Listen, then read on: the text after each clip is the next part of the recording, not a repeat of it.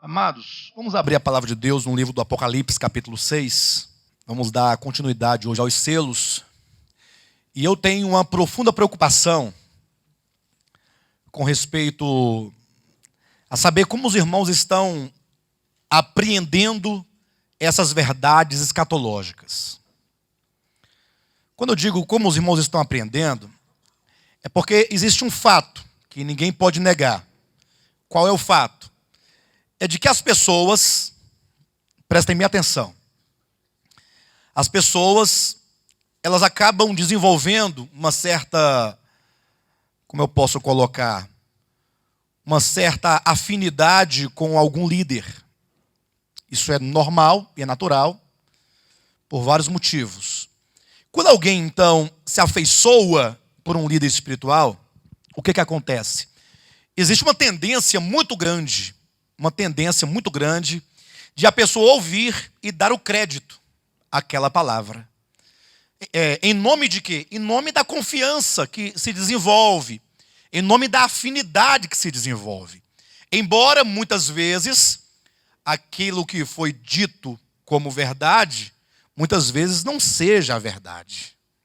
Mas nós recebemos como verdade. Os irmãos entendem o que eu estou dizendo? Então, uma pessoa que está num determinado ministério há tantos anos, com aquela confiança, aquela amizade com os seus líderes, ela tende a receber as ministrações sem desenvolver o critério hermenêutico de interpretação da Bíblia. Ou seja, a pessoa toma aquilo por verdade e se esquece que ela própria tem o dever de ler a Escritura. Ou seja, os irmãos que aqui estão precisam ler a Bíblia com seus próprios olhos.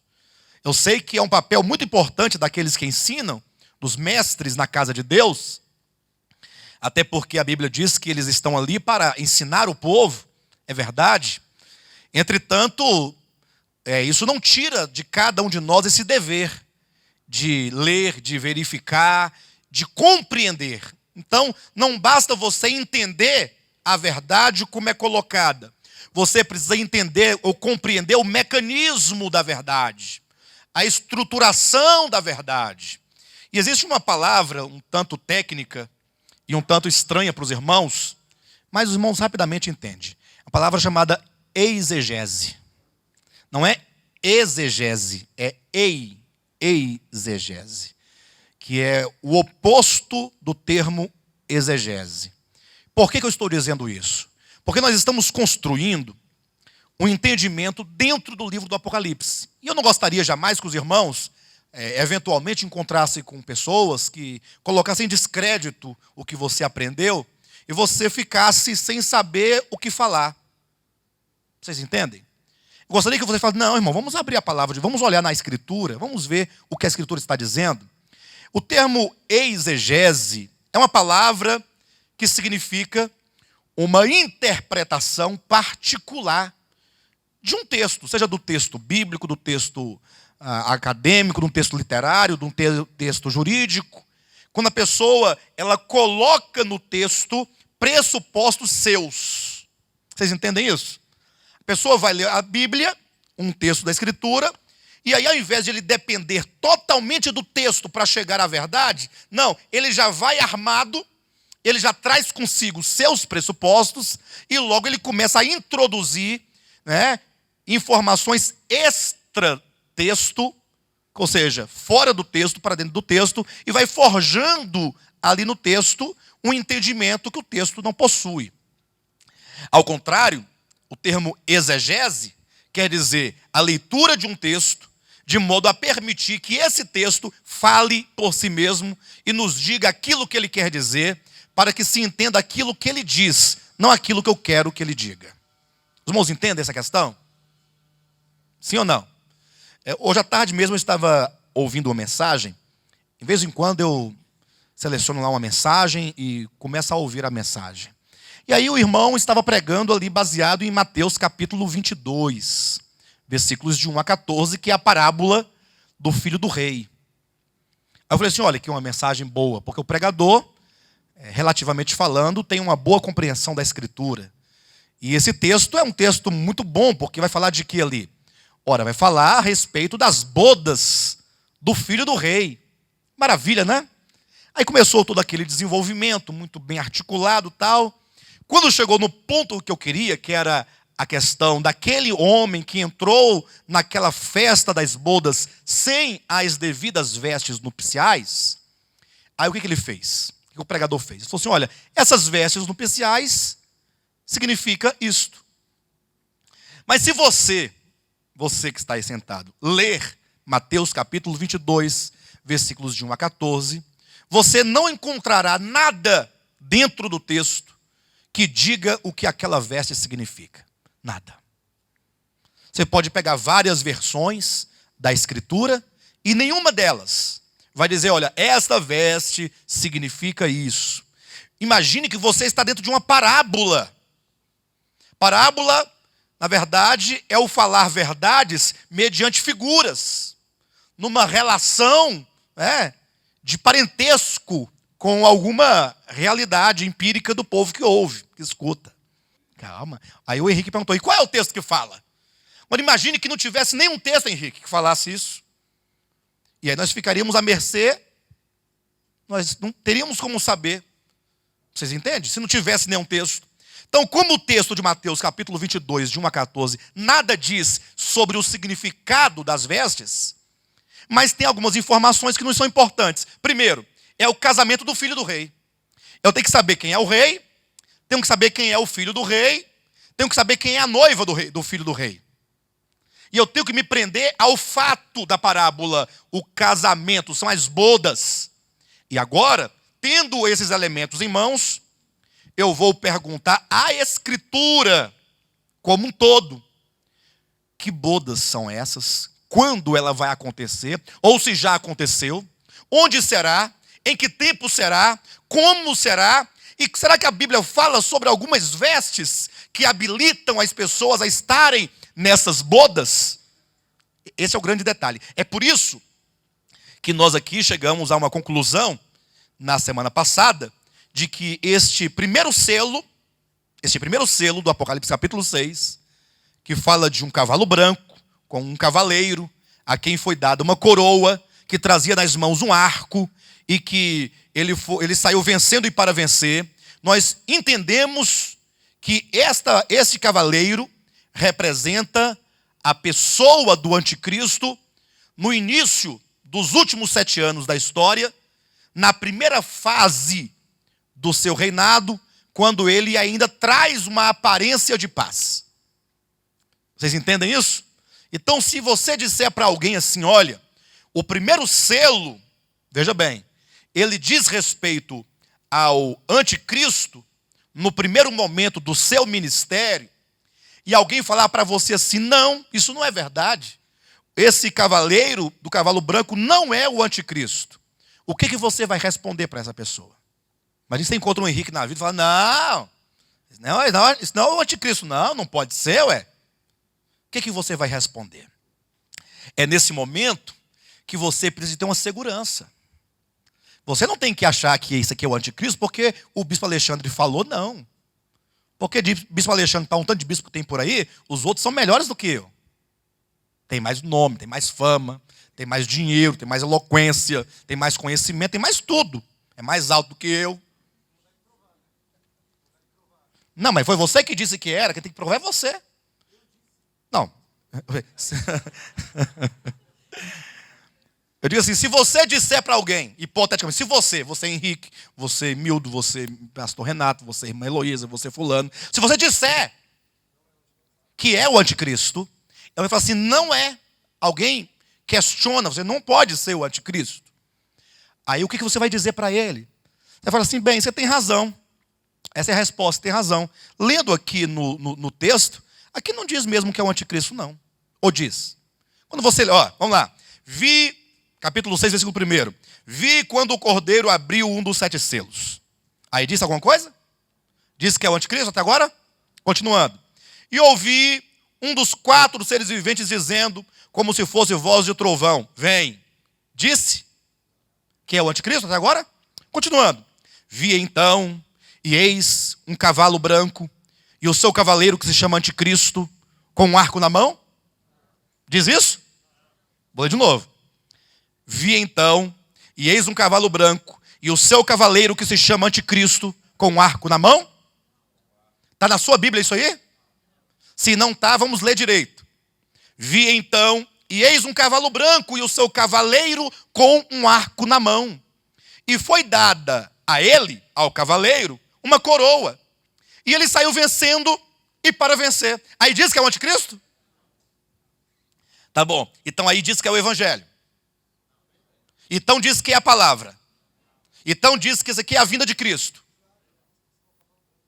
Nós não temos como saber aqui, queridos. Então nós temos um desafio.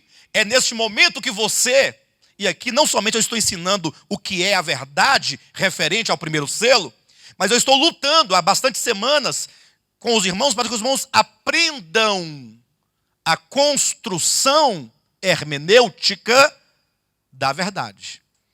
Deve-se construir aqui um caminho hermenêutico. Vocês entendem? Um percurso hermenêutico. Ou seja, eu não sei, o texto não diz. Se esse texto não diz, ninguém pode dizer. Mas a Bíblia pode dizer. Aí você deve construir um mapa. Aí você tem a primeira parte, o primeiro momento. Você tem que fazer passo a passo. Um de cada vez.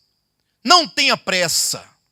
Apenas comece a construir. O Apocalipse é dividido em 3 partes. Quem disse isso? Jesus Cristo, ressuscitado e glorificado, que apareceu para João na ilha de Patmos, no capítulo 1, versículo 19. João, o que vês, escreve num livro as coisas que viste, as que são e as que hão de acontecer depois destas. Esse versículo é a chave do Apocalipse. É a principal chave do Apocalipse. Nunca se esqueça disso. Você deve carregar essa chave no seu bolso sempre. Porque é impossível você ter o discernimento de verdades tão profundas, tão simbólicas e tão essenciais para o fortalecimento e a consolidação e a confirmação da fé cristã do que é o Apocalipse. Você tem que trazer isso. Sem essa chave, você não entende. Por que não entende? Porque logo cada um vai dizer o que bem quer, e você imagine que se ninguém sabe o que o versículo 1 e 2 de capítulo 6 de Apocalipse representa, então eu posso colocar ele em qualquer lugar. Não posso colocar ele em qualquer lugar? E se eu posso colocar ele em qualquer lugar, ele perdeu o seu sentido profético. Porque ele não vale mais nada, porque cada um diz o que bem quer a respeito dele. Aí, entendendo que o Apocalipse tem 3 partes, logo você percebe que a primeira parte, as coisas que viste, as coisas que acabara de ver. Portanto, capítulo 1, a visão do Cristo glorificado entre os 7 candeeiros de ouro. Entenderam isso? O Cristo glorificado. Então imagine comigo, Cristo morreu. Imagine, ele morreu. Aí ele ressuscitou. Sim? Aí ele subiu aos céus. De lá, ele derramou o seu Espírito Santo. Sobre quem? Sobre aqueles 120, tanto de apóstolos como de irmãos, que compõem ali a primeira assembleia do Novo Testamento, que estavam onde? Em que cidade? Jerusalém. Qual foi a primeira igreja inaugurada, fundada, estabelecida, selada, ungida com o Espírito Santo? Não foi a de Jerusalém? Não é dali que vão sair os apóstolos e os irmãos e vão constituir as outras igrejas? Então agora nós temos aí a igreja em Jerusalém, o Cristo glorificado nos céus, o evangelho se espalhando, mas na visão de João, naquilo, as coisas que você acabara de ver, as coisas que viste, está lá o Cristo glorificado, o ressurreto, ele é Senhor da igreja, não é? Ele também não é sumo sacerdote da sua igreja? Ou não é?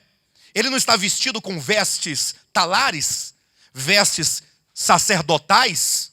Ele está ali vestido como um típico sumo sacerdote. E ele está entre 7 candeeiros de ouro. Ó. E ele tem um cuidado com esses candeeiros. Ele tem que ali zelar de tal modo para que as lâmpadas do candelabro se mantenham sempre acesas, que é o seu testemunho ao longo das eras. Agora imagine agora que é dito no capítulo 1, versículo 20 do Apocalipse. as 7 estrelas que vistes na minha mão, isso é Jesus dizendo, ele próprio está dando um significado. São os anjos das igrejas. E os 7 candeeiros, o que são? São as 7 igrejas. Engraçado que as igrejas são Éfeso, Esmirna, Pérgamo, Tiatira, Sardes, Filadélfia e Laodiceia.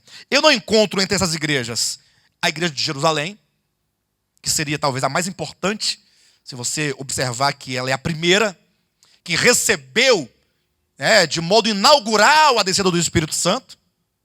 Não temos ali a igreja de Antioquia, que era o centro missionário mais importante, porque era o reduto do apóstolo Paulo. Não vemos igrejas preciosíssimas, como a igreja de Filipos, a igreja super preciosa, não é? A igreja da Macedônia, louvada por Deus, não vemos essas igrejas. Nós vemos apenas 7 igrejas da Ásia Menor. Aí eu pergunto, será possível que o Cristo crucificado, ressurreto, ascendido, entronizado, glorificado, está cuidando apenas daquelas 7 da Ásia? E as outras igrejas? Não, irmãos. É que aquelas 7 da Ásia, elas estão ali para representar todas as igrejas no mundo, em todos os tempos. Aí aqueles candelabros e o número 7 e as características de cada uma delas nos são importantes para entender esse cuidado de Cristo, falando às igrejas, exortando a sua igreja ao longo das eras. Veja que eu não estou interpretando o cavalo branco a partir do que eu acho. Eu quero que os irmãos vejam isso. Capítulo 1 de Apocalipse. As coisas que viste, o Cristo glorificado e os 7 candeeiros. Agora, no capítulo 2 e 3, nós temos as coisas que são. Aí nós temos lá, igreja em Éfeso, o primeiro candelabro. Igreja em Esmirna, o segundo candelabro. Aí você começa a andar na história da igreja, ó. Andando, século após século, até você chegar em Laodiceia, a última das igrejas. A última delas. E quando você faz um paralelo dessas igrejas com a própria história da igreja, aí você vê que tem uma harmonia tremenda. Só para os irmãos terem uma ideia, eu não quero entrar nas igrejas, mas entenda, a terceira igreja é Pérgamo. Olha que coisa interessante. Jesus disse isso quando? Por volta do ano 90. Por volta do ano 90, primeiro século. Ele fala que haveria um período, um terceiro período da igreja, chamado Pérgamo. A igreja de Pérgamo. Primeira igreja, Éfeso. Segunda, Esmirna. Terceira, Pérgamo. Ó, primeira igreja, Éfeso. Significa desejável. A igreja desejável. Uma igreja cuja característica principal, no aspecto positivo, é que ela colocava à prova os que se diziam apóstolos. E não eram, e os achavam mentirosos. Olha, porque tinham um conhecimento profundo da fé neotestamentária, uma compreensão profunda. E uma igreja que tinha muito labor e muitas obras. E essa é a igreja do primeiro século. Esmirna tem a palavra mirra nela, que quer dizer o quê? Que significa o que na escritura? Sofrimento e morte. Por isso que o segundo período da história da igreja, o que corresponde à história da igreja no segundo século, e você pode estudar a história da igreja se quiser, nós temos um período de quê? De muitas perseguições e de muitos martírios no segundo século. No terceiro século, vem Pérgamo. E o que acontece em Pérgamo?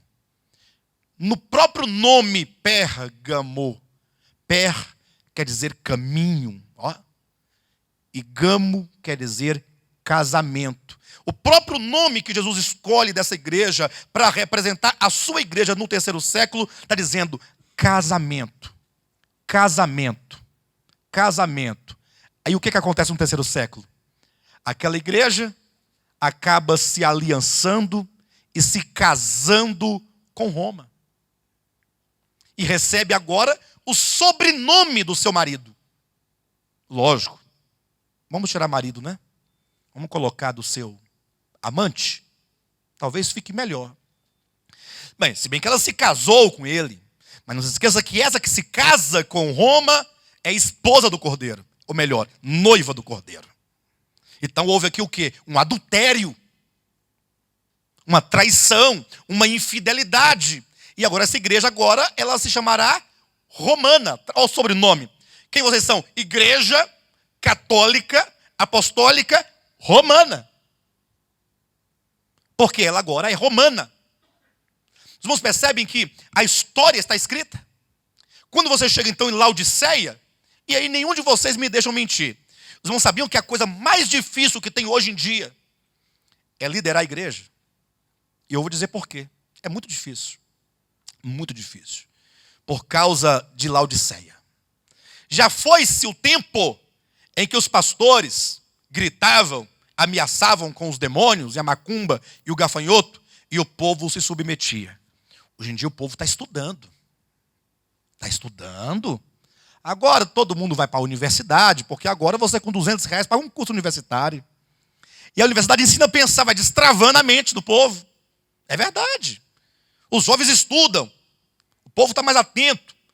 Também tem entrado muitos homens na igreja. Eu digo isso porque historicamente as mulheres antigamente não estudavam, eram privadas de trabalhar, privadas de estudar, não era assim? Era a cultura era daquela mulher mais doméstica, não é? Então, quando elas se convertiam, elas ficavam ali no ópio, né, da religião, na esperança de uma salvação, de uma redenção, de um livramento, ficava ali. Então a maioria, a maior parte da igreja era de mulheres, os maridos descrentes. Vocês passaram por isso, quem observou, né? Mas de repente agora vai mudando. Mulheres trabalham, mulheres estudam, os homens trabalham, os homens estudam, e o povo está começando a ficar atento. Aí os líderes agora não podem mais dominar o povo. Ou seja, eles vão mudando as formas de dominação, mas não podem mais fazer como antigamente. Agora, me parece que está quase que o contrário. Os pastores, os líderes, eles têm que ceder ao rebanho para não perder o rebanho. Porque eu não gostei daqui, eu vou para ali. Ó. E quem é que vai comandar isso aí? Quem é? É quanto de dízimo você tem. Seu dízimo é alto. Quem quer perder o seu dízimo alto? Aí o pastor acaba se inclinando ao juízo do povo. O povo governa. Não existe mais um governo divino. Por isso que a palavra Laodiceia quer dizer juízo do povo. Ou seja, o povo comanda. O povo comanda. É lógico que isso que eu estou dizendo aqui agora, esse testemunho, é uma realidade do mundo atual, mas não é uma realidade na casa de Deus. Na casa de Deus que eu me refiro, porque qualquer igreja que efetivamente seja igreja de Jesus Cristo, ela mantém os princípios da palavra. E quem governa é a palavra. Não pensa nesse negócio. Já perdemos muita gente. Uma vez eu me lembro de uma situação em que nós tínhamos um irmão na nossa igreja que ele tinha um dízimo de R$500. Na verdade não era oferta, né? A sua oferta era de R$500. Aí depois da dele, a maior era 100, 80. Então pensa num ofertão. Não era grande? Ou era pequeno? Imagine só, 500, né? Aí nós fomos tomar uma certa decisão ministerial, certa ocasião. Aí esse irmão achou ruim, porque ele não foi consultado. Eu não fui consultado. Ele não era pastor, não era obreiro, não desempenhava, mas ele tinha um dízimo de R$500. Imagine só. Não foi consultado. A igreja não podia tomar uma... E isso porque nós levamos o caso para a igreja. Conversamos numa reunião ministerial, levamos não uma decisão, levamos a proposta para a comunidade, porque na ocasião nós íamos comprar um lote para nós. Íamos comprar um lote e tínhamos o dinheiro à vista, ó. Mas tinha um montão de dinheiro assim na mão, ó. Eu não vou contar como é que foi a situação, porque o momento talvez não seja muito propício para isso. Mas a todo momento eu vou contar para os irmãos como seria isso. De maneira que a igreja todinha falou assim, bem, então, sendo assim, aí essa pessoa falou assim, eu não posso concordar, porque eu não fui consultado antes.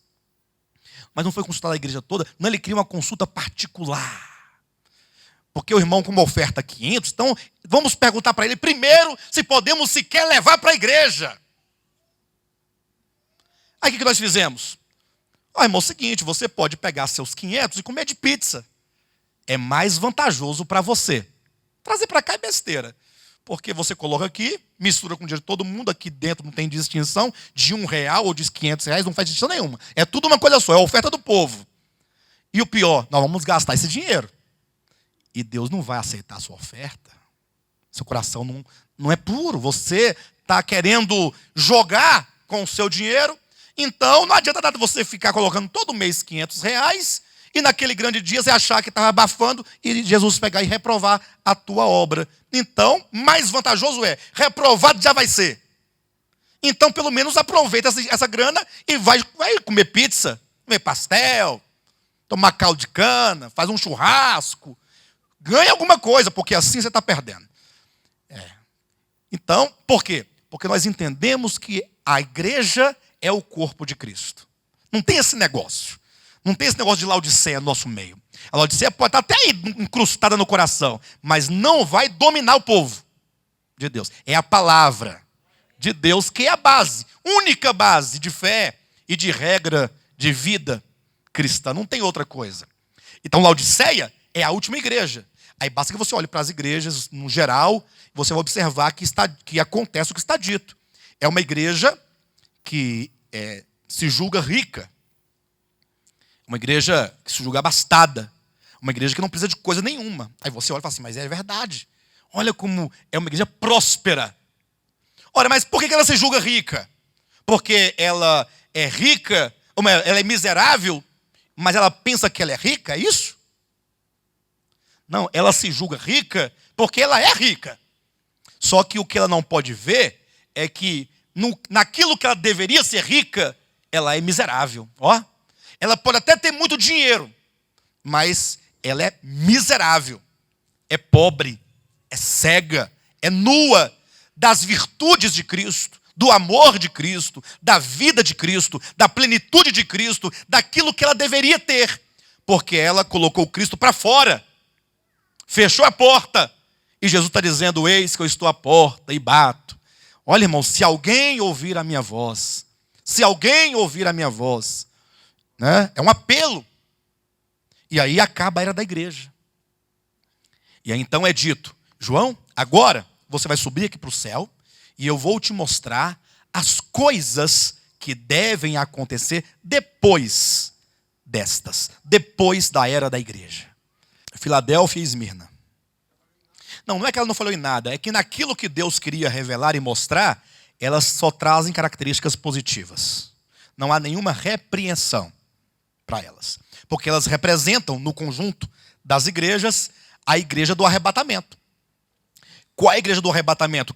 Qual é a igreja que vai ser arrebatada por ocasião do arrebatamento?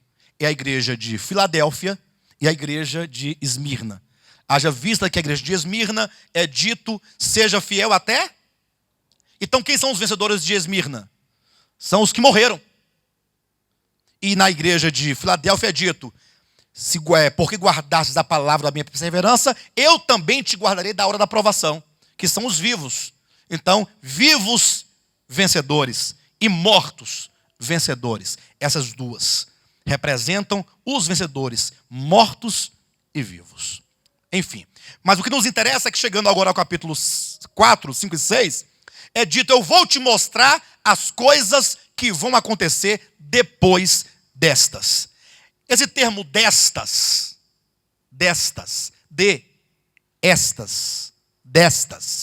nós temos aqui um pronome, nos mostra claramente que as coisas que serão mostradas a partir de então, só acontecerão depois da era da igreja. Então, você tem o que aqui? Você tem um paradigma. O cavalo branco, que é o primeiro selo aberto, é o primeiro acontecimento profético a se cumprir, tão logo a era da igreja acabar. Entenda isso. Isso não é arbitrário, não. O irmão ali, Lucas, falou que citaria Daniel 9, e ele está correto. Mas o primeiro paradigma é o próprio texto. É o próprio livro do Apocalipse. Você tem aqui um argumento que o próprio livro te leva a essa conclusão, não é outro. Aí depois você tem também Daniel capítulo 9, porque lá fala das semanas. O intervalo são exatamente as 7 igrejas. Você também tem o capítulo 2 de Daniel, que é a estátua, que é outro paradigma. Então, Daniel 2, Daniel 9, Apocalipse capítulo 1, até o capítulo 6, primeiro selo, essas 3 profecias dizem categoricamente que o primeiro selo não pode ser o evangelho, o primeiro selo não pode ser a vinda de Cristo, o primeiro selo não pode ser a palavra de Deus. Não pode ser. Só pode ser aqui o anticristo. Isso porque você vai caminhando dentro de um percurso, você vai construindo um caminho para se chegar a uma conclusão que você não está determinando, será uma conclusão determinante do próprio caminho. Você não vai fazer uma exegese, vai fazer uma exegese. Você não vai colocar ideias no texto, você vai perguntar ao texto. Só para não ficar no vazio, aquela parábola de Mateus capítulo 22, versículos de 1 a 14, quando fala das vestes nupciais, basta depois que você leia lá no capítulo 19 do Apocalipse, que lá fala sobre as bodas do Cordeiro. Quando Jesus falou a parábola do casamento do filho do rei, ele falava profeticamente de um casamento que acontecerá. Quando? Apocalipse capítulo 19, 20, 21 e 22. Esses 4 capítulos nos mostram que na segunda vinda de Cristo haverá uma grande festa de casamento, que é o casamento das bodas do seu filho com a sua noiva. Essas bodas acontecerão durante o reino milenar. O reino milenar, nesse aspecto do casamento, são as bodas. Aí talvez, olhem para mim por um momento, você já tem ouvido algo assim, olha. E essa semana também eu ouvi isso, inclusive. E é nesse ponto que eu fico encabulado, sabe? Eu fico assim angustiado. Alguém disse que as bodas do Cordeiro vai acontecer durante os 7 anos da grande tribulação. Alguém já ouviu isso aqui? Só quem ouviu, levanta a mão. Só quem ouviu. Quem nunca ouviu, não precisa levantar a mão. Muito bem.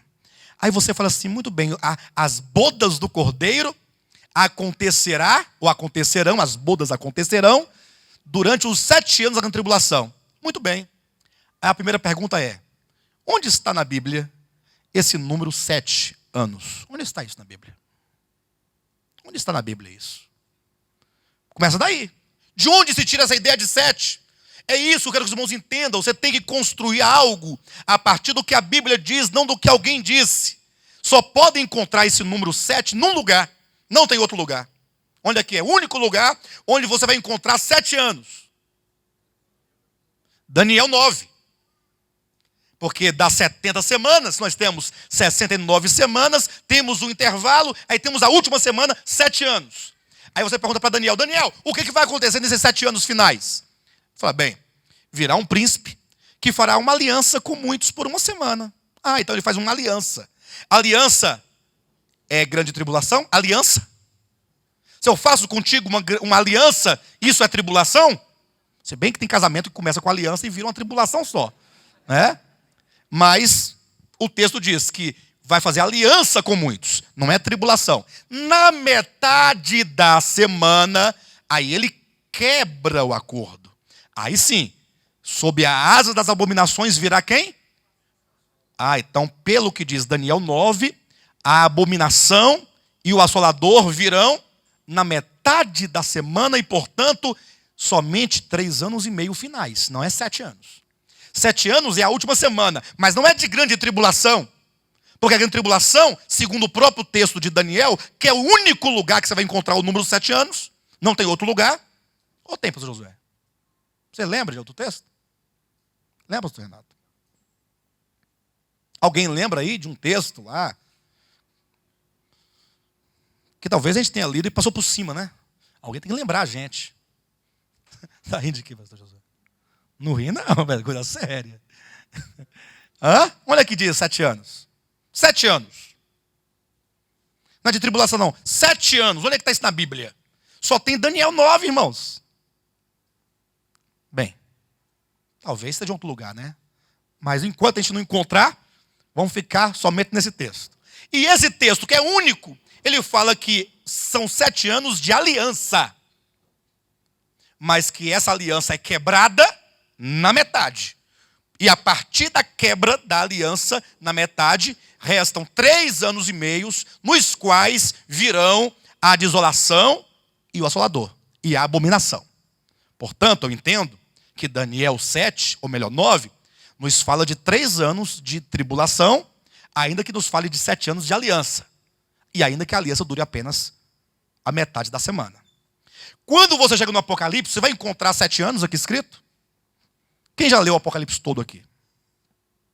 Vocês que já leram, vocês viram em algum lugar 7 anos? Quais são os números que você vai encontrar aqui? 42 meses, tem na Bíblia. 1260 dias, também vai encontrar. Agora eu pergunto para vocês, o que são 42 meses? O que representa? Não são 3 anos e meio? Faz as contas para vocês verem. 3 anos e meio, somam-se exatamente 42 meses. 1 ano, 12 meses. Mais 1 ano, 12 meses. Mais outro ano, 12 meses. Temos 12 com 12 com 12. 36. Mais 6, que são 6 meses, a metade do ano. 42. Então o Apocalipse diz que há uma tribulação de 3 anos e meio. Então começa daí. A Bíblia diz que é 3 anos e meio de tribulação, mas já começaram no verso 7. Percebe onde está o problema aqui? Irmãos, os irmãos querem que eu avance, eu avanço, tá? Eu me lembro que eu fui para uma aula um dia desse. Aí o professor, olhando para a turma assim, viu que a turma estava devagar. Devagar. Aí ele gastou as 3, 4, 5 aulas iniciais do curso, ensinando os alunos a estudar. Eu vou ensinar a estudar. Isso é um curso universitário, hein? Ensinando a como ler um texto, como separar.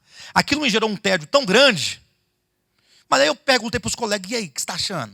Tem que saber do povo, né? Não, mas está uma bênção. Ótimo, porque eu não sabia ler, estou aprendendo a ler. Eu falei, bem, então eu que estou errado, né? Então vou ter que ficar aqui aguardando. E talvez eu esteja aqui falando, os irmãos estejam com tédio também aí. A mesma coisa, direto. Não muda nunca, não sai. Pastor, vai para o próximo selo logo. Eu quero saber quem é esse cavalo vermelho. É porque eu estou tentando fazer os irmãos entenderem o mecanismo. Eu tenho um compromisso com a consciência dos irmãos e com a mente dos irmãos. Esse é o teu compromisso. Então eu me esforço para que vocês tenham uma certeza de fé. Para que a alma dos irmãos descansem, para de ficar atribulada. Porque enquanto você não tem a compreensão da verdade, na palavra, a sua alma vive atribulada. Porque você não pode ouvir, ligar a televisão, aí você vê um pastor curando um cara, você fica perturbado. Você fica assim, rapaz, mas não é possível, não pode ser do diabo, tem que ser de Deus, o caroço sumiu. Aí você fica aflito, você entende? Aí você vai, aí não pode ver alguém falando em língua, aí não pode ser do diabo, porque olha que língua bonita. Desse tamanho a língua, olha, linda essa língua. Aí você fica atribulado, porque você não pode ver uma coisa, você ouve um testemunho, se atribula. Aí alguém diz que foi no inferno, você fica atribulado, porque você não tem como discernir a verdade. Inclusive, quem não assistiu a mensagem do programa de televisão de sábado passado, vá à internet e assista. Porque lá dizia, né, são, porventura, os milagres prova de que a palavra pregada é verdadeira? Olha, pergunta boa. Então vá lá e assista. Então eu estou tentando fazer os irmãos compreender esse mecanismo, para que a sua alma não seja tão atribulada. Você fica mais calmo. Se alguém chegar para mim, pastor, tem um homem lá no cemitério de Taguatinga ressuscitando todo mundo. E todo mundo dando glória a Deus. Eu não vou me assustar. Eu vou lá ver, eu quero ver ele levantar o morto. E se ele levantar, pastor? Mas o que tem? Se ele levantar, ele levantou. Pastor, mas e aí, não vamos seguir esse homem? Não, calma. Eu quero saber o que ele quer falar para a gente. Qual é a mensagem dele? Qual é a pregação dele? Se ele quiser me levar para o engano, ele vai ressuscitar o diabo para lá. Eu não. Mas se ele tiver a verdade de Deus nos lábios, aí sim, aí o sinal será, na verdade, a comprovação. Né? Ou melhor, a palavra será a comprovação se aquele sinal é de Deus ou não. É o inverso do início. Então eu estou tentando fazer os irmãos entenderem esse mecanismo. Amém, queridos? Então se alguns irmãos querem que eu vá para frente, eu vou. Mas deixa eu tentar Então, chega-se a essa conclusão a partir da construção deste pensamento. Vocês entendem isso? Em nome de Jesus? Então, quem é que diz isso aqui? Quem é que diz que é o anticristo? É a própria estrutura das profecias. Então, a grande tribulação, diz a Bíblia, 3 anos e meio. Não é 7. Ninguém disse na Bíblia isso. Os apóstolos não disseram, Jesus não disse, os profetas do Antigo Testamento também não disseram. Agora, piorou ainda. Afirmar que durante os 7 anos de grande tribulação, que não são 7, são 3 anos e meio, mas no suposto 7 anos, acontece nos céus o quê? As bodas do Cordeiro. O casamento do Filho. Onde está isso na Bíblia? Onde está isso na Bíblia? Onde você vai encontrar isso? Não tem. Eu peço para os irmãos, leiam o Apocalipse, não fique só me ouvindo, não. Rompa essa sua inércia e comece a ler. Não, eu quero, isso aqui é a prova. Eu preciso enxergar com os meus olhos. Leia. Você vai encontrar Apocalipse 19. No versículo 1, começa a declaração, isso porque o capítulo 17 e 18, os dois anteriores, fala da grande Babilônia. No 19, portanto, começa os louvores no céu, dizendo o seguinte, que justos e verdadeiros são os juízos do Todo-Poderoso, porque ele julgou a grande meretriz. E, portanto, uma vez julgada e destruída, chegou às bodas do Cordeiro. E é por isso que agora o Filho desce, agora, dos céus, num cortejo celestial, com um grupo enorme de crentes vencedores, juntamente com ele. É a grande batalha do Armagedon, e é dito, chegou as bodas do Cordeiro. Chegou. Então as bodas do Cordeiro não pode ser antes da segunda vinda de Cristo, que é visível, que é corpórea, que é pessoal. Todo olho verá. Não é durante a grande tribulação, é na sua vinda. Jesus só virá depois da grande tribulação, no final da grande tribulação. Agora, não confunda uma coisa. Eu não tenho como, eu estou apenas dando exemplos para os irmãos entenderem a coisa. Não confundam arrebatamento com vinda de Cristo. Arrebatamento é ida. Vinda de Cristo é vinda. O primeiro é ida. O segundo é vinda. Uma coisa é nós irmos. Outra coisa é nós virmos com ele. Portanto, o arrebatamento dos vencedores se dá no início da grande tribulação, veremos logo mais à frente. E a vinda de Cristo no final da grande tribulação. Ele só virá no final. Não tem vinda de Cristo no início da grande tribulação. A Bíblia não diz em lugar nenhum. Não dá nem para pressupor isso. Tá bom?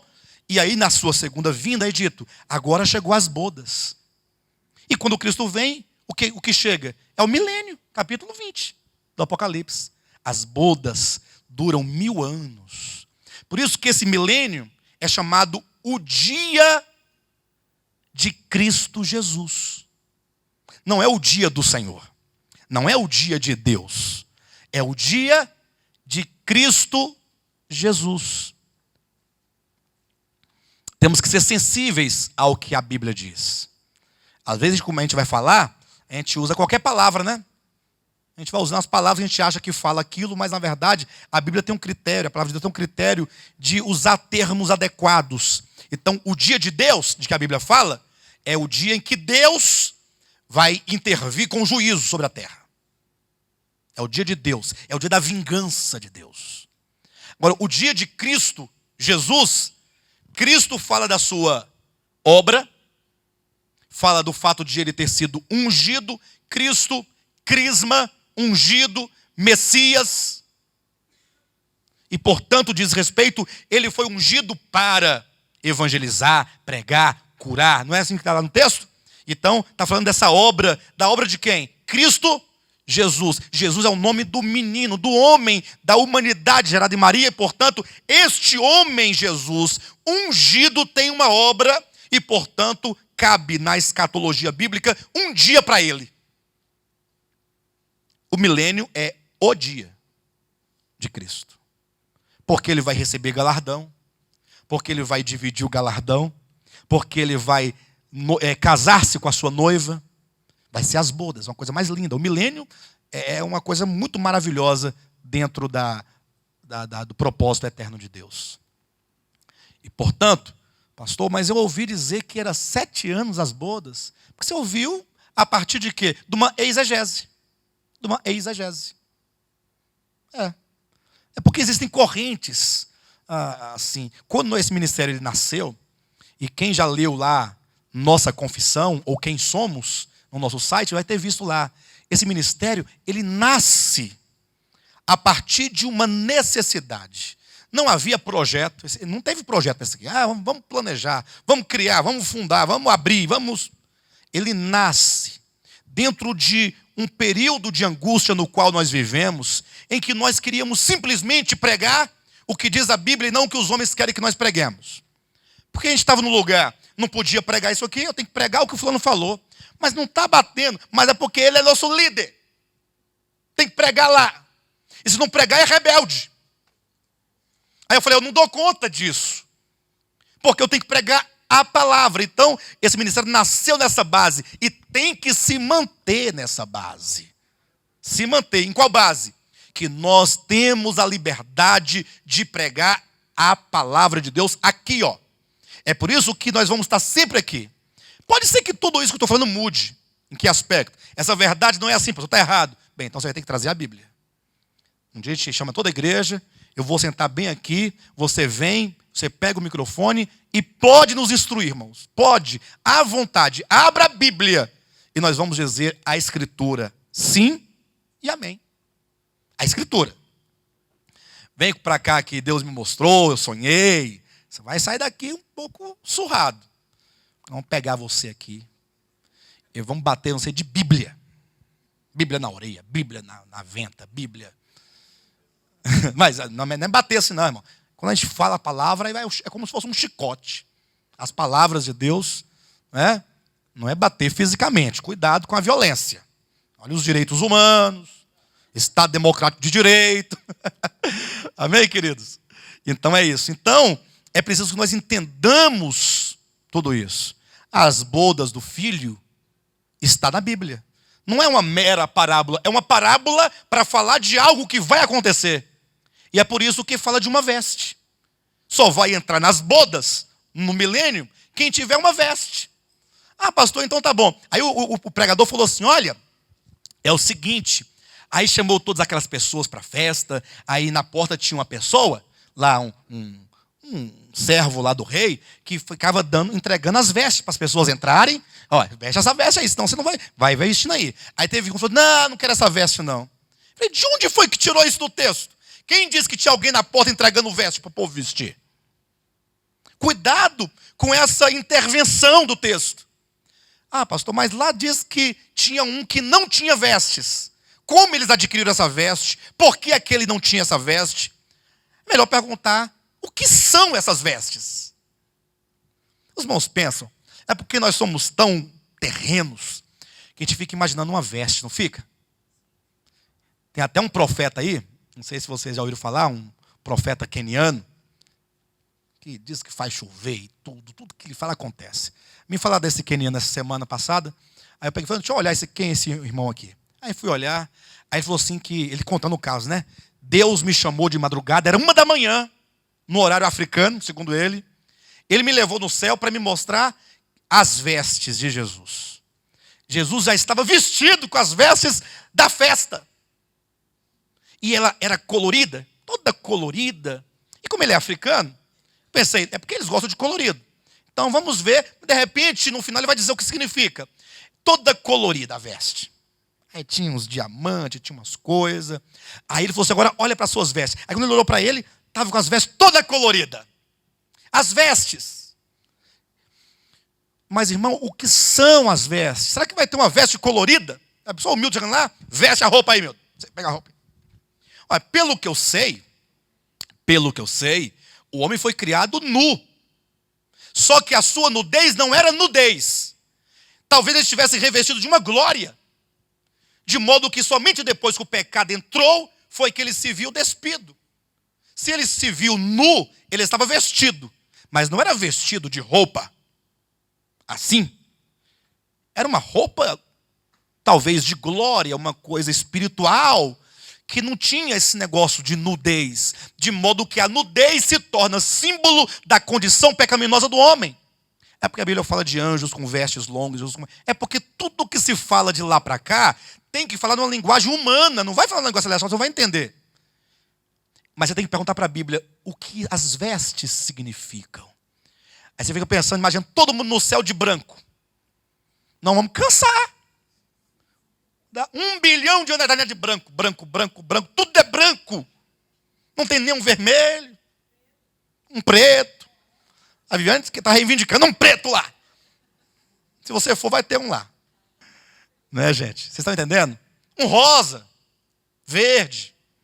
Por que tem que ser todo mundo de branco? É a mente.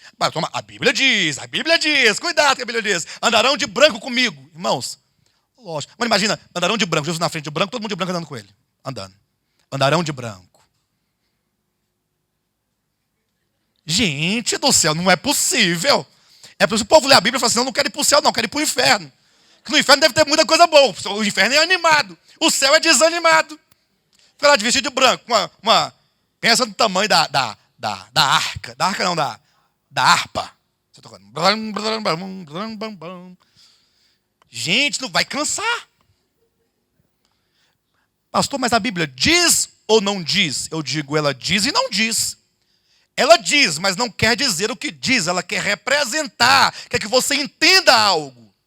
É por isso que no Apocalipse capítulo 19, versículo 7, versículo 8, sobretudo, ele fala o seguinte, olha, chegou as bodas do Cordeiro. E a esposa, ela a si mesma já se ataviou, pois lhe foi dado vestir-se de linho fino, resplandecente e puro. As vestes nupciais, elas são de linho finíssimo, branco, puro, resplandecente, um linho. Pastor, o linho já caiu de moda, a lese, o linho, tudo a gente não usa mais não. Agora são outros tecidos. Irmãos, em nome de Jesus, essas vestes, elas significam, elas não são. E aí o texto bíblico diz, por quê? Por quê? O linho finíssimo são. Então a Bíblia diz o que é. Ela diz o que é. O linho finíssimo são os atos de justiça. Pausa. O que a veste significa? Atos de justiça. Atos de justiça. Atos de justiça. Atos de justiça.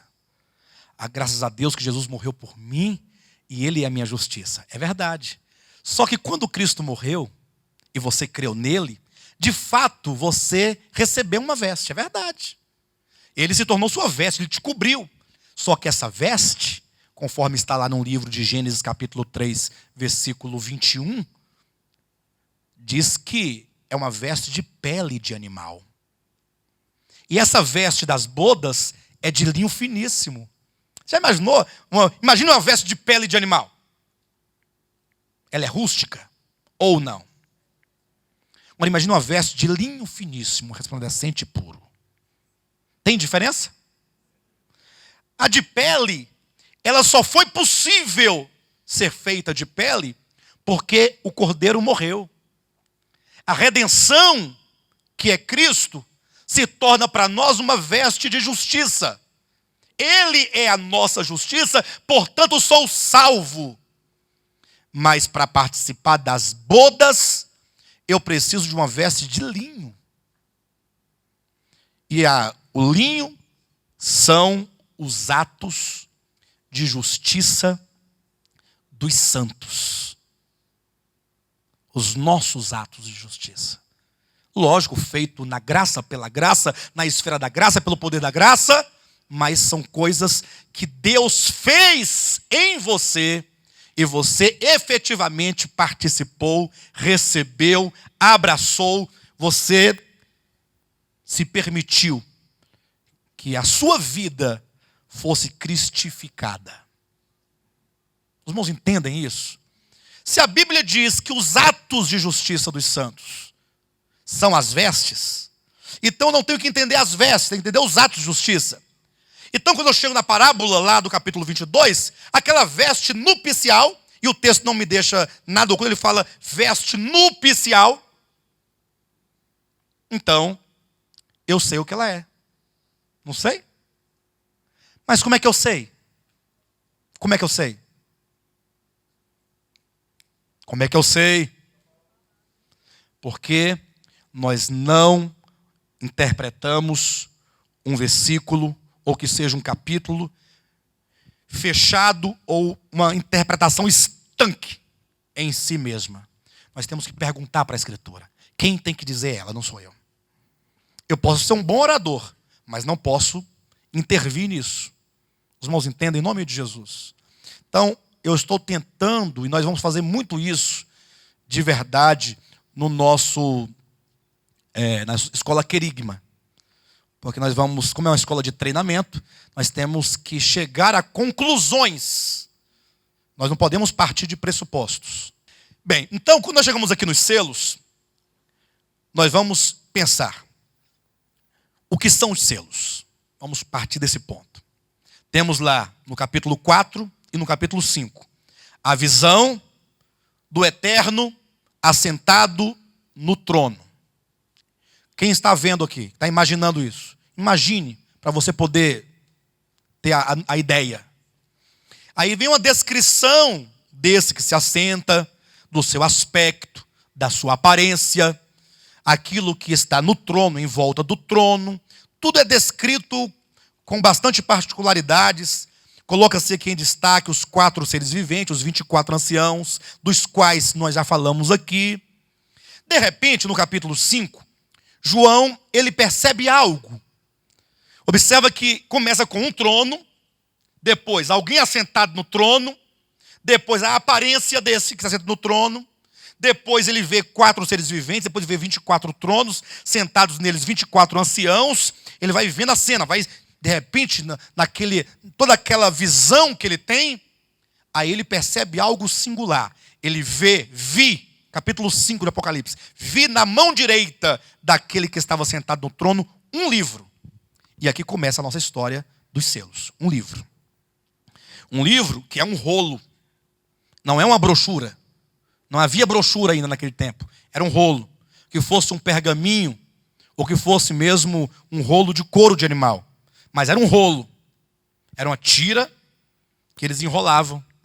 E agora, esse rolo, ele tem 7 selos. 7 lacres. A palavra selo quer dizer um lacre. Para vedar, para fechar, para impedir que seja aberto. De maneira que ninguém pode abrir esse livro. Não é isso?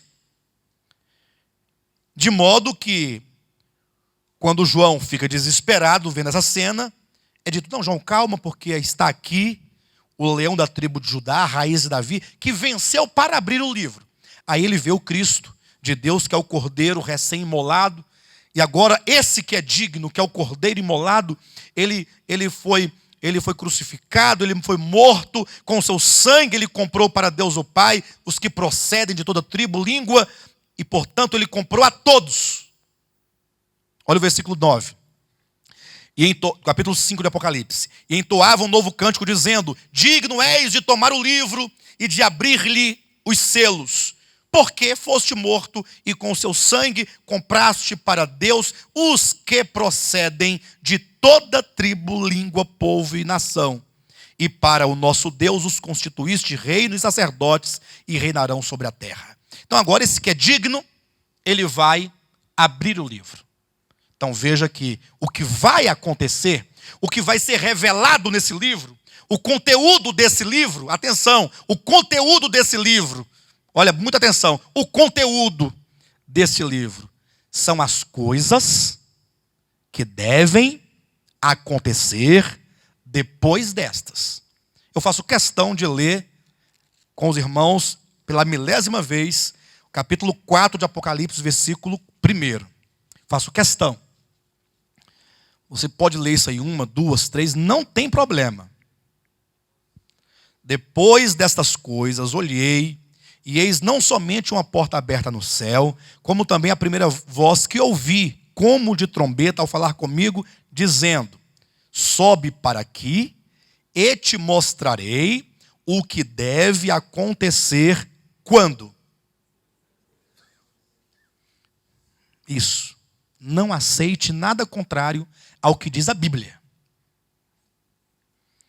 O que vai ser mostrado daqui para frente são as coisas que vão acontecer depois destas. Depois destas é uma referência às igrejas. E, portanto, enquanto não acabar a era da igreja, não acontecerá o que está escrito nos selos. Portanto, quando diz, vi quando o cordeiro abriu um dos 7 selos, o cordeiro rompeu o primeiro lacre, e aí aquele rolo, ele se desenrolou até um dado ponto, porque não dava para continuar desenrolando, porque ainda tem outros selos lacrando.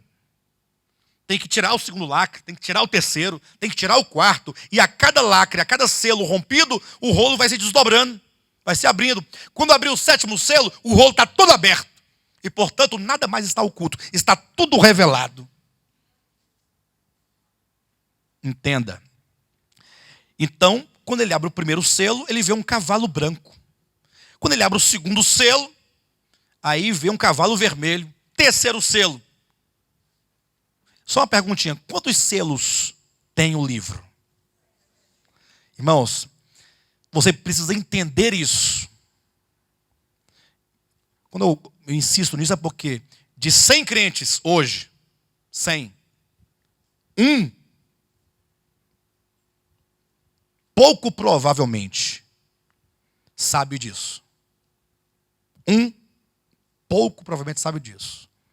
Que quando abrir o 7º selo, acaba-se ali as revelações das coisas que devem acontecer depois destas. Porque o livro selado já foi aberto. Não existe um 8º selo. Só são 7. Quando você chegar no 7º selo, abrir o 7º selo, ouvir isso, ponto final. Acabou a revelação das coisas que devem acontecer. Pastor, mas eu observei aqui na minha Bíblia que o 7º selo ele acaba ali no capítulo 11. Então o Apocalipse acaba no capítulo 11? Não é que o Apocalipse acaba no capítulo 11, mas aquele livro das coisas que devem acontecer se encerra ali. E os 11 capítulos seguintes, do 12 ao 22? É um desdobramento daquilo que já foi dito nos livros. Não são outros ou novos eventos, são os mesmos. Vocês entendem isso? São os mesmos. Mas agora é como se pegasse alguns mais importantes e começasse a desdobrar, expandir, conceituar, explicar aquilo que foi dito. Porque o livro só tem 7 selos. Entenda isso. Isso é um critério de interpretação.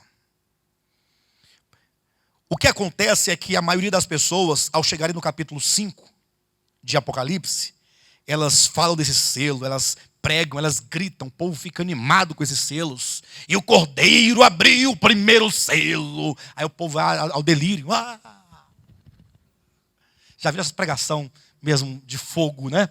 E o cordeiro pegou o livro, e quando ele pegou o livro, houve glória no céu, e todos os anjos... Você está entendendo? Vai envolvendo o povo. E o povo vai ficando assim, ó. Não aguenta ficar mais sentado, ele tem que ficar em pé. Aí começa, né? Aí vai todo aquele movimento. É uma produção. Só tem uma coisa que eu não entendo. Onde esse povo consegue tanta garganta para gritar? Eu só der um grito daquele, só dou um. Passo uma semana sem falar nada. É verdade. Mas tá bom. Irmãos, vejam bem. A pergunta do Henrique é uma pergunta que tenta colocar a gente dentro de uma situação complicada, né? Quando ele foi morto lá na cruz, adquiriu a dignidade, mas ele não foi morto, não foi lá na fundação do mundo, no início? Quando foi que ele foi morto, irmãos? Afinal de contas. Quando foi que ele foi morto? Ele foi morto antes da fundação do mundo ou foi morto no Calvário? Foi morto no Calvário. Para ele morrer, ele tem que se fazer homem. Não tem, não? Derramar sangue. Isso se deu no tempo. Pastor, mas é dito que ele morreu antes da fundação do mundo. Aí você tem que entender que Deus, na sua soberania, ele está fora do tempo.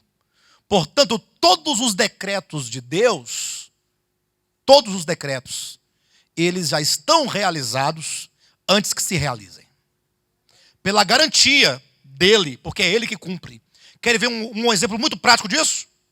Prático. Olhe para a pessoa que está do seu lado, ou atrás de você. Dê uma olhadinha para ele. Se fosse para você falar algo sobre ele, o que você falaria? Fala assim, a coisa está preta pro lado dele. Não, sim ou não? A coisa está feia.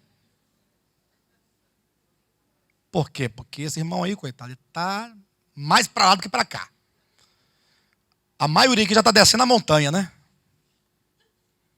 E para descer todo o santo ajuda. Calma. É isso que os meus olhos veem. E é isso que é a verdade de quem está preso no tempo. Estou preso no tempo. Agora, se você pudesse olhar com os olhos de Deus, que não se limita ao presente e nem ao passado, porque Ele enche todas as coisas, e para Ele não existe nem passado nem futuro, para Ele tudo é, eu sou. Aí a Bíblia diz, na linguagem divina, que aqueles a quem Deus conheceu, a estes predestinou. E aos que predestinou, a estes chamou. E aos que chamou, a estes também justificou. E aos que justificou, a estes também glorificou. Estou glorificado. Olhem para mim, vocês estão vendo a glória? Eu estou glorificado. Estou ou não estou? Estou ou não estou? Estou glorificado?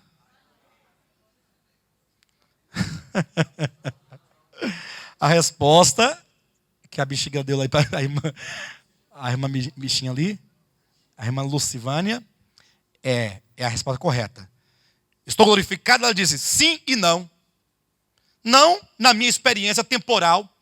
Serei glorificado ao soar da última trombeta. Seremos todos glorificados. Mas Deus, na sua soberania, Ele não precisa de esperar isso. O seu decreto a meu respeito já está garantido, portanto já estou. A mesma coisa se refere a Cristo. Amém? O Henrique não está conseguindo suportar as revelações de Deus. Ele está assim. São muitas as revelações. Ele queria saber se o cordeiro foi morto antes da fundação do mundo, portanto ele foi feito digno de abrir os selos lá. E lá também já foi decretado os selos. Essa pergunta é extraordinária. Porque isso prova que Deus planejou tudo.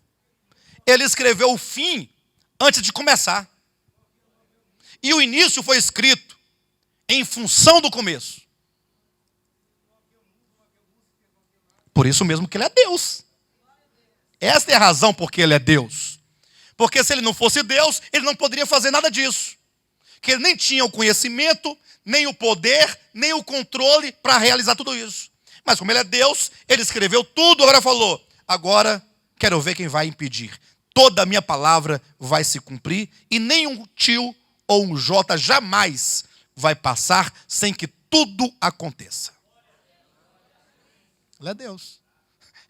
Com essa eu vou até embora. Henrique é gente muito boa.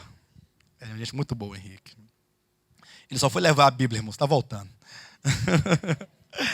Os irmãos entenderam bem? Então, esse livro é, na mão do Pai, é o livro, é um nome que nós estamos dando, tá? É o livro da economia escatológica de Deus. Isso porque, olhando o Apocalipse do ponto de vista em que nós estamos agora, do ponto histórico, nós estamos na última igreja. Tudo para trás já aconteceu. Tudo para trás. Do capítulo 3 Veja bem, do capítulo 3, né? Versículo 22, para trás, tudo já aconteceu. Capítulo 3, para frente, nada aconteceu, nada. Eu estou sendo muito incisivo e repetitivo nesse ponto, porque vocês vão encontrar muita gente aí fora dizendo que o milênio já está acabando. Já está acabando. E olha que ele nem começou. Isso por causa das correntes, né? Teve um internauta que perguntou para nós assim: vem cá, vocês têm que definir qual é a linha de vocês, ué. Vocês não definem a linha? Se vocês são amilenistas, pós-milenistas, pré-milenistas. Ele quer uma linha. Nós não temos nenhuma linha. A linha é a Escritura. Escritura. Nós não podemos nos encaixar em nenhuma linha. Porque tem uma linha que fala uma verdade e nega outras verdades. A outra linha nega as outras verdades e afirma aquela verdade que ele negou, que deixou de ser falada. E assim as linhas são... Nós não temos linha nenhuma. Nós não somos por ninguém. Nós somos pela palavra. E pelo corpo de Cristo.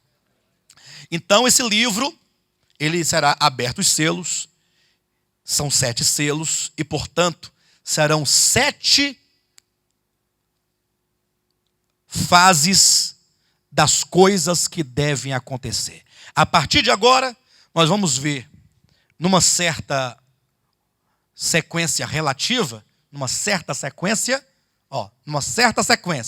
relativa, porque os irmãos verão que algumas coisas acontecem simultaneamente. Vamos ver numa certa sequência relativa os acontecimentos. O que vai acontecer? Daqui para frente, você vai enxergar todos os acontecimentos. Todos. Um por um. Até a eternidade. Por isso que nós não estamos em trevas, nós estamos na luz. Porque você tem a revelação. O primeiro selo, como já foi bem definido e declarado, é o primeiro acontecimento.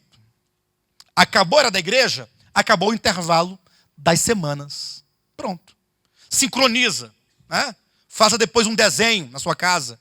Coloque lá a história, desenhe o gráfico das semanas de Daniel e desenha depois o Apocalipse dentro desse gráfico, inserindo as 7 igrejas dentro do intervalo. Você vai observar que, acabando o intervalo, você está em Laodiceia. O primeiro acontecimento da semana é este cavaleiro do cavalo branco, que é aquele príncipe da última semana de Daniel, que fará uma aliança. Razão porque é dito que foi-lhe dada uma coroa. Por que foi dada uma coroa? Porque nós sabemos que quando esse príncipe chegar, ele vai ser um príncipe do Império Romano. Aí nós vamos ter que sincronizar também Daniel capítulo 2 com Apocalipse capítulo 17. Porque no capítulo 2 de Daniel, diz que o último reino a surgir são os 10 dedos da estátua. Aí o Apocalipse 17 diz que esses 10 dedos, que no capítulo 17 de Apocalipse são 10 chifres, são 10 reis de 10 nações europeias que darão a um homem o poder e a autoridade que possui. Abra lá em Apocalipse 17. Toda a Bíblia está sincronizada. Capítulo 17 de Apocalipse, versículo 12. Nós vamos estudar esse texto, esse capítulo aqui, parte por parte. Os 10 chifres que viste são 10 reis. Está aí, ó. São 10 reis. Os quais ainda não receberam reino, mas recebem autoridade como reis, com a besta durante 1 hora. Tem estes um só pensamento. Então veja que há uma unidade entre eles. E oferecem à besta o poder e a autoridade que... Então num dado momento, esses reis darão a um homem, a besta, a autoridade e o poder que eles possuem. Por isso é dito, foi-lhe dada uma coroa. Ele será feito um rei do velho Império Romano, agora reconstruído, reconstituído. E é por isso que ele traz aqui essa coroa na sua cabeça. Conforme a profecia de Daniel capítulo 9, ele fará um acordo de paz. O príncipe que há de vir, está lá em Daniel 9, o príncipe que há de vir, ele fará uma aliança de paz com muitos, não é com o mundo. Há uma coisa a ser colocada bem claramente. Quando esse príncipe chegar, ele não vai trazer paz mundial. Até porque, juntamente com esse acontecimento, o segundo selo diz que vai explodir guerras no mundo todo.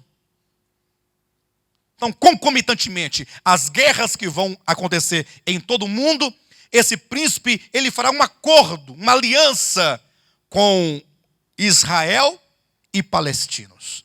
Aquilo que tanto se busca entre esses povos, só esse príncipe trará. Ele vai fazer esse acordo de paz. Por isso que ele traz aqui a cor branca como símbolo da paz. E ele também traz aqui um arco. Geralmente se diz arco e flecha, que ele traz o arco, sem a flecha, como um símbolo da paz. É como uma arma sem a sua munição. É como se você levantasse esse arco sem a flecha para representar o desarmamento. Então é o que ele pretende e é o que ele fará. É o que está de acordo com as profecias referentes ao povo de Israel, que nos últimos dias eles terão que estar na sua terra e terão que reconstruir o templo que eles tanto desejam fazer. E então eles terão que fazer, até mesmo para colocar lá dentro no lugar santo, como está em Mateus 24:15, a abominação desoladora, que é exatamente ali a imagem do anticristo. De maneira então, que esse primeiro selo, quando rompe esse lacre, João vê o primeiro evento. Digamos que acabe a história da igreja agora, neste momento. Dentro do calendário de Deus nós não sabemos mensurar isso, mas digamos que seja hoje, à meia-noite, vamos dizer hipoteticamente, acabou a era da igreja para Deus. Eu não sei quando vai acabar. Você também não sabe. Mas digamos que quando acontecer isso, findou a era da igreja. Aí volta a contagem dos 7 anos, ou dos anos daqueles lá de Daniel 9. Aí entra nos 7 anos. Só que ninguém está sabendo disso, porque isso é um acontecimento espiritual. Aí o Apocalipse diz, bem, o primeiro acontecimento no mundo, a partir de então, que é o sinal que vai te despertar para o fato de que a era da igreja acabou, não haverá mais a partir daí salvação para nenhum gentil. Acontecerá o quê? Um príncipe, o acordo de paz, o desarmamento de Israel e de palestinos.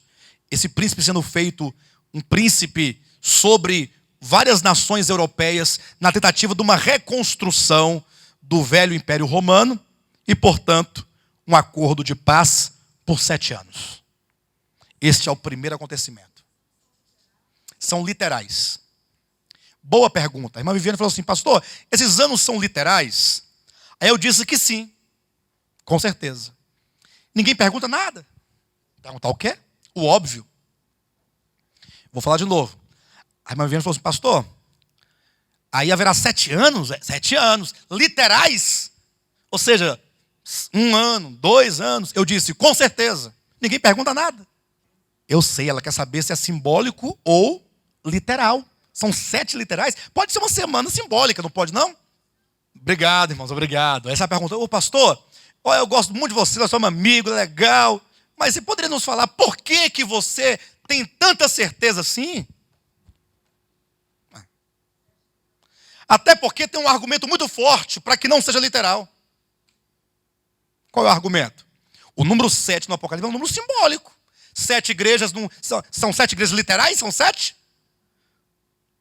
Por que agora esse 7 aqui é literal e aqui é simbólico? Quem é que tem o critério? Quem define? Irmãos, isso é coisa muito séria. Muito séria. Com respeito às igrejas, porque são 7 simbólicos, eu expliquei agora há pouco, não foi? Lembra? Agora, por que esses 7 anos finais, eles são literais? Porque esses 7 anos, eles não estão aqui isolados. Eles fazem parte de uma outra contagem. Eles são 7 anos finais de 490. Certo ou não? Vocês entendem isso?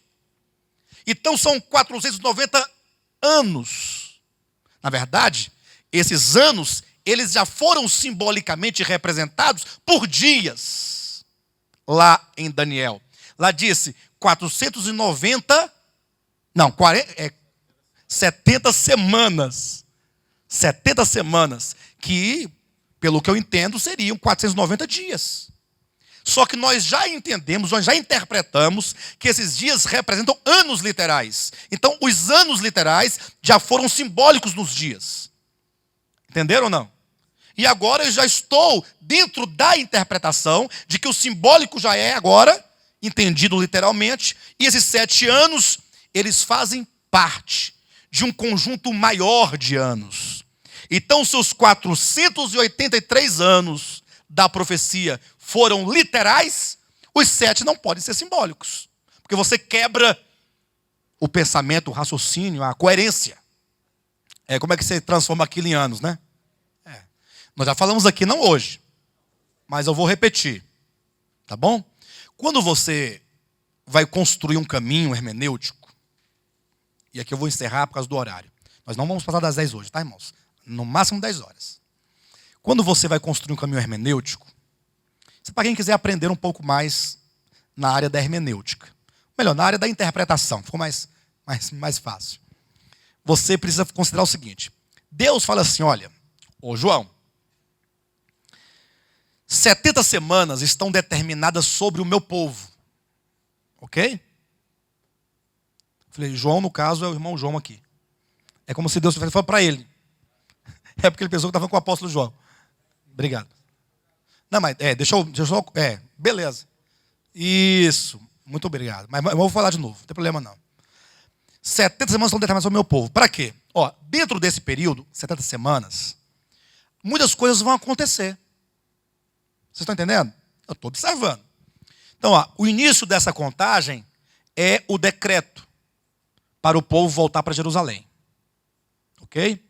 Aí nós vemos que o decreto lá em Neemias capítulo 2 se dá do ano 445. Ok?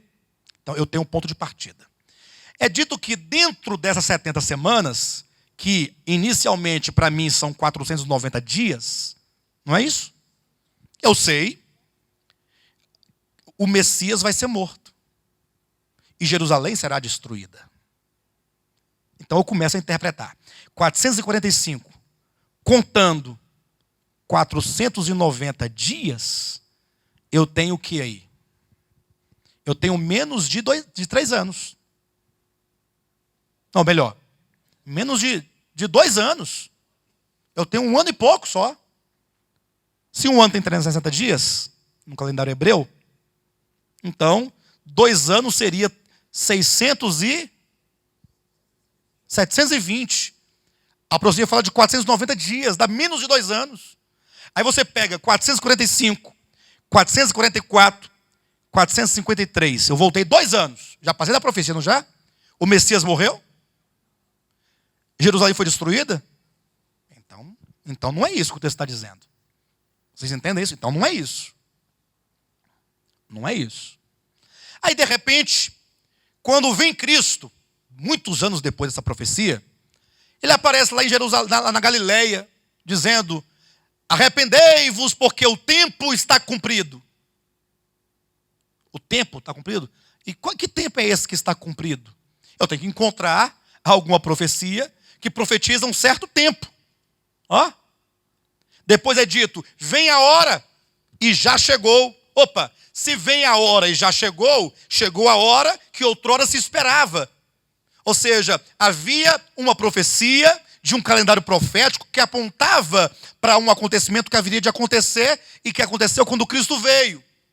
Portanto, eu tenho a primeira solução.